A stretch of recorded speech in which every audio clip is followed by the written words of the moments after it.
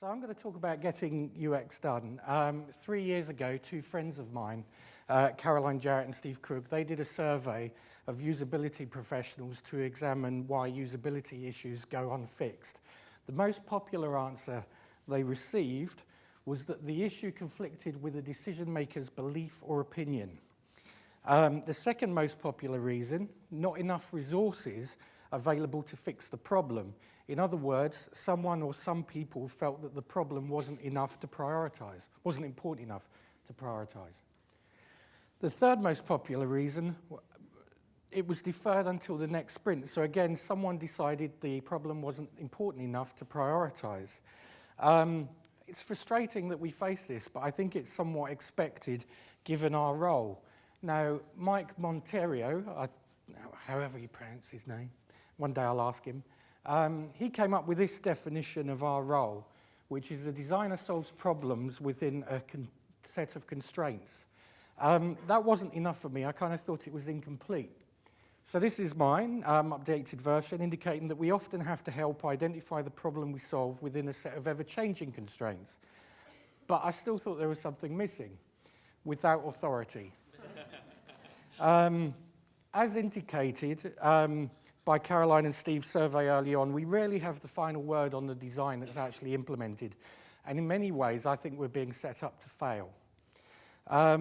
Most of clients expect us to do this, which is build consensus, but they also expect us to point out the flaws and inconsistencies in a product that sometimes other people have been working on for some time.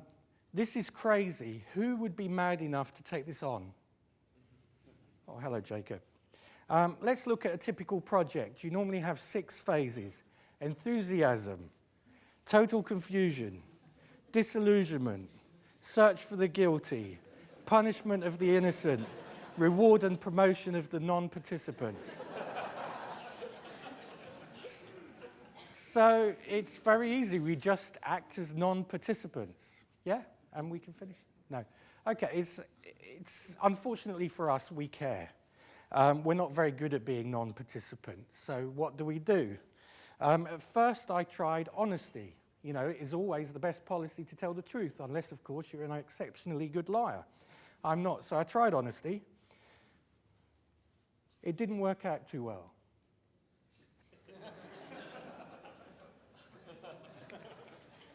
I'm joking, of course, honestly. But the fact is, communication and influence are just as important as a well-thought-out prototype. After all, the only design that matters is the one that's delivered and implemented. This is Clifford Nass, the late Clifford Nass. He was a professor at Stanford, the renowned USA University. He produced guidelines for effective human relationships by researching how we interact with computers. The book is called The Man Who Lied to His Laptop. It's well worth getting. What he said is that we know humans treat computers and other devices like people. We empathize with them, argue with them, and form bonds with them. We even lie to them in order to protect their feelings.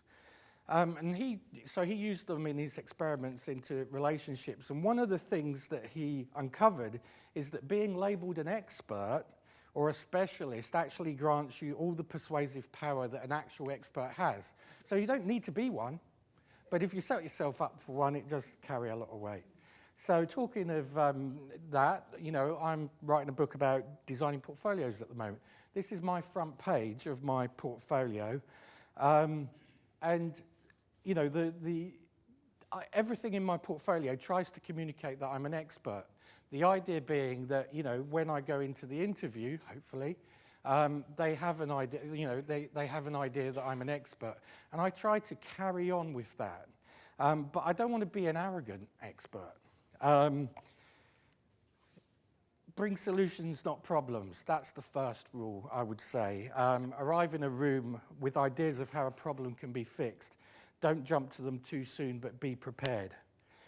Don't be over-invested in incomes. If you do that, you'll get defensive. I have to keep reminding myself that, even though I've been doing the job for 22 years. Experts don't get defensive, they're confident. Have multiple outs, and what I mean by that, it's something that I learned from magicians, in fact. Sometimes, I hope I'm not giving too much away, but I'm not a member of the Magic Circle, so who cares? Magicians typically, sometimes, for some effects, will have multiple outs. There will be multiple outcomes.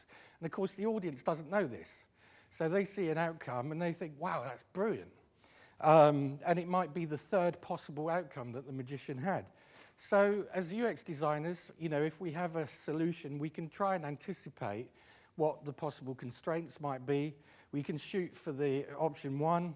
If that doesn't work out, we can shoot for option 2 and option 3. Again, bring solutions, not problems. Also, when you don't know something, say so. People get nervous about this for some reason, but you're human, you can't be a subject matter expert. You can't know everything. So, own up, fess up, and actually, again, from Clifford Nass's work, we know that if you actually do that, you'll gain credibility and people will help. Be self-aware, understand what you're doing and the effect of that on other people. Mindfulness is obviously relevant there. This is a book I'd recommend, Stay Sane, by Philippa Perry. She recommends that you ask yourself at periods during the day, what am I feeling now? What am I thinking now? What am I doing at this moment? How am I breathing? Right now, I know my pulse is 124. Thank you, Apple Watch. But, afterwards, I will calm down. Open up your process. This is really important, and it's probably the most effective thing. The moment you arrive, I put things up on a wall, if I can. If there's wall space, sometimes there's not, and I find another way around it. But put stuff up on a wall, even if it's a competitor's website grabs or something like that. Demonstrate that your process is open and you encourage feedback and interest from other people. What I'm trying to communicate is that I'm not a prima donna, despite appearances on Twitter. Let's talk about dealing with stakeholders. Sometimes it can feel a bit like this, but you've got to remember, you've got experience in design. They rarely do. So they've got to catch up sometimes. Don't be condescending. You know what that means, right? Help others provide feedback, your team members. Encourage critique rather than design review. What's the difference? Well, the purpose of critique, according to Adam Connor, who's just written a fantastic book discussing design, I think it is. The purpose of a critique is to understand the design of a product and to help the creator improve it by giving more information. The purpose of a design review is sign-off and often results in a list of specified changes. That's probably the second most important thing that I do with clients, is trying to encourage them to the first option rather than the second. One important thing to say, if you enter a meeting expecting a hug or wanting a hug, ask them for it. Otherwise, ask them for a hug. Or don't do that in a meeting, but you get my point, I hope. The other thing, take cake. Really stupid suggestion, but actually it works. At the BBC for many years, I was known as the Muffin Man.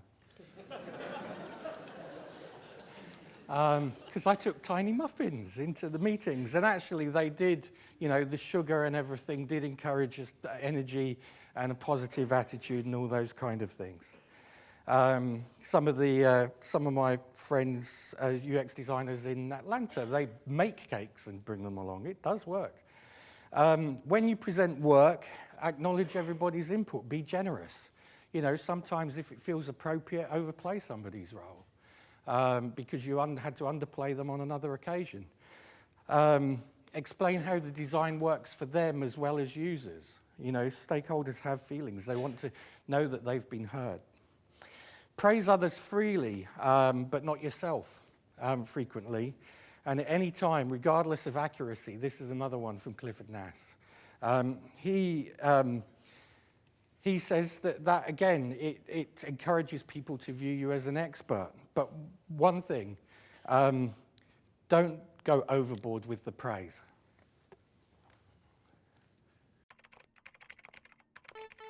Lance, you've been with us for 5 years. So, for all your hard work and dedication, we wrote you this song. Working with you, Lance, It's been great. you've been that leading salesman for 5 years straight. You got drive. You got ambition. It's time for you to get some recognition. Congratulations. Job well done. We wrote you this song. Cause you're number one. This song's not your only gift, Lance. You also get a bonus. A bonus dance.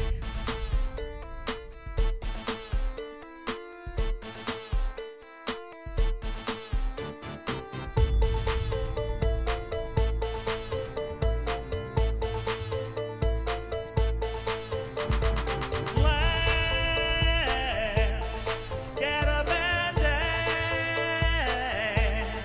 My name is Randy. Not Lance. Randy.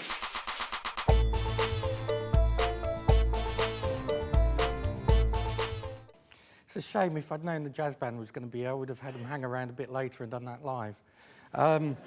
If you anticipate difficulties at a meeting, have pre-meetings. Arrange one-to-ones in advance with any people that you think may be overly concerned. Listen to them and iron out any differences. I'll often have one-to-ones at the beginning of every project because I want to work out their goal, their personal goal, which is generally often different to the project goal.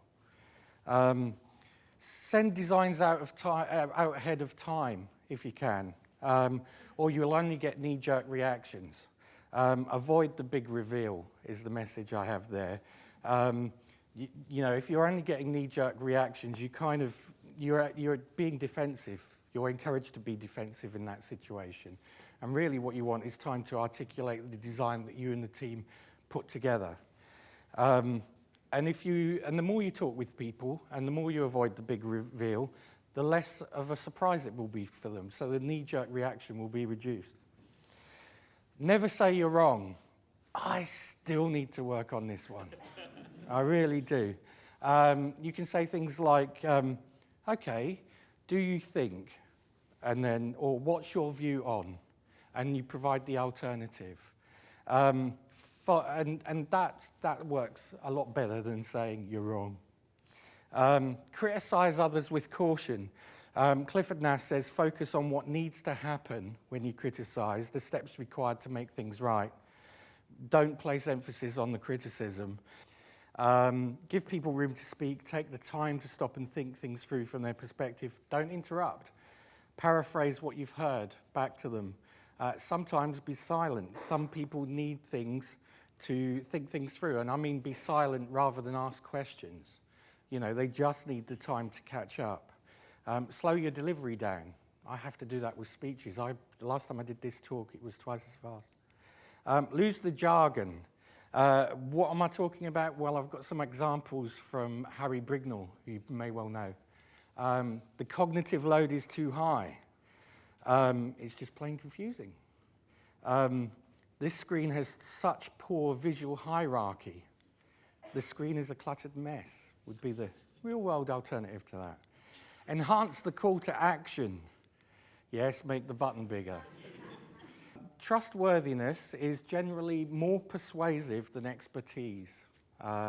Inconsistency makes you less persuasive. So if you need more time to respond to a question or query, then take it. Promise you'll come back to people and make sure you do.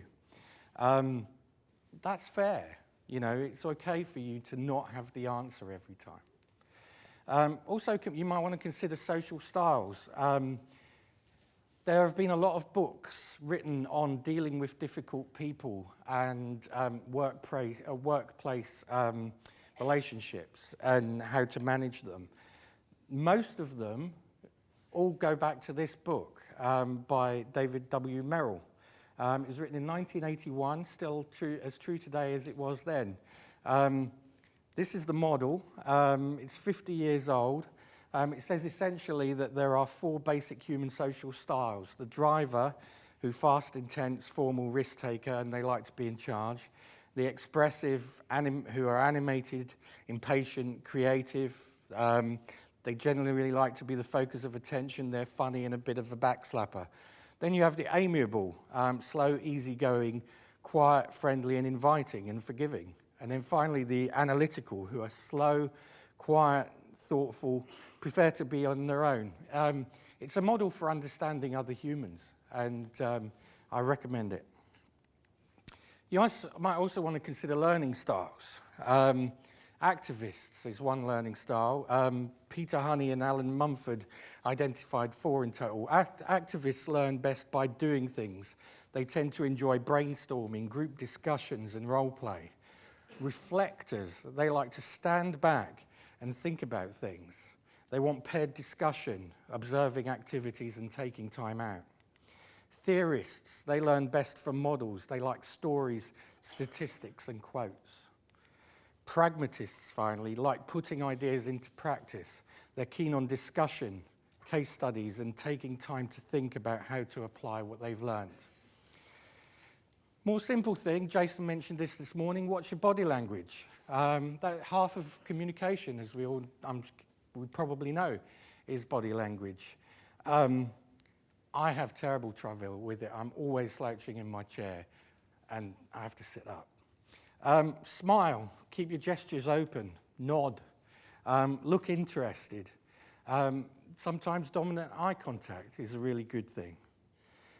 These are all techniques, by the way. If you do user research and you talk to users, these are the things that you remember we use in those situations.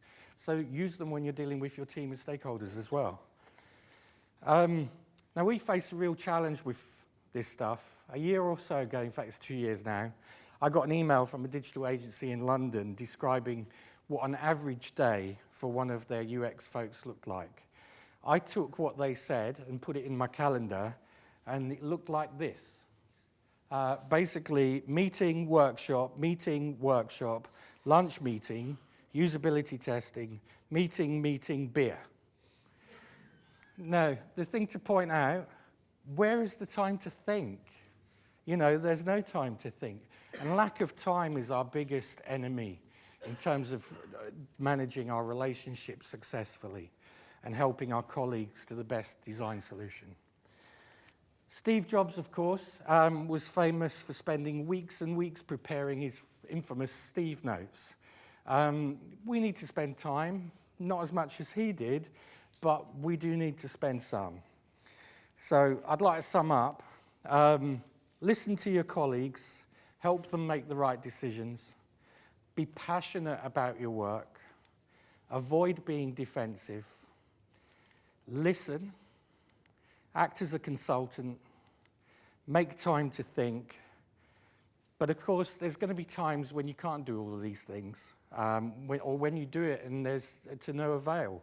And at this point, I suggest you remember the first rule of consulting. No matter how much you try, you can't stop people from sticking beans up their nose.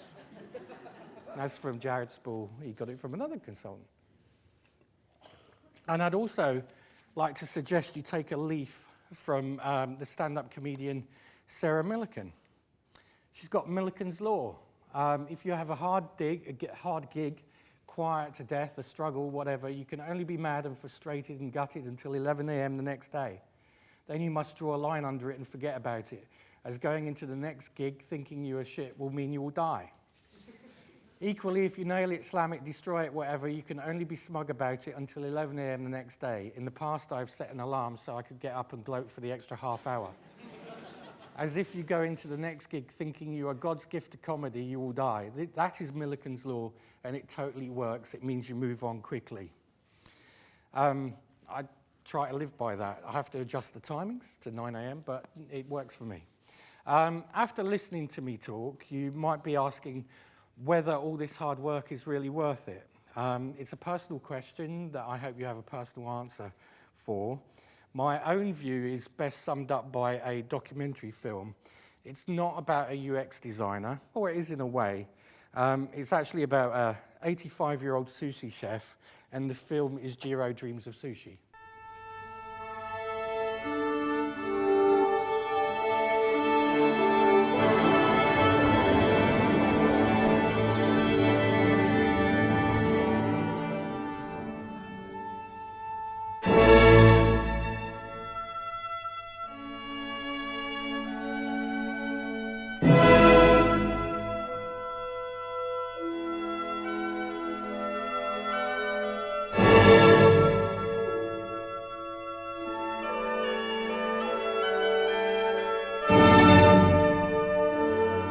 今仕事しててこの年になって完璧だとは思っていないからね。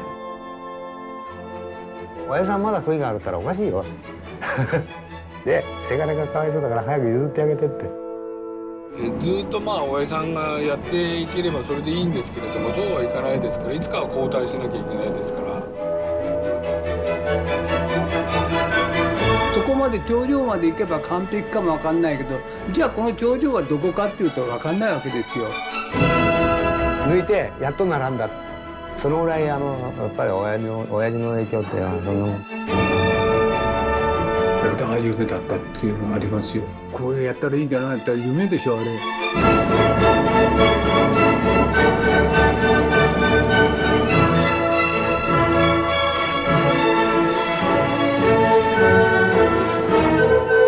やるってことは非常にいいことじゃないかなと思います。うちはもう二郎さんの亡霊がもうそこら中にあるから。好きにならなきゃダメですよ。それ自分の仕事に惚れなきゃダメなんですよ。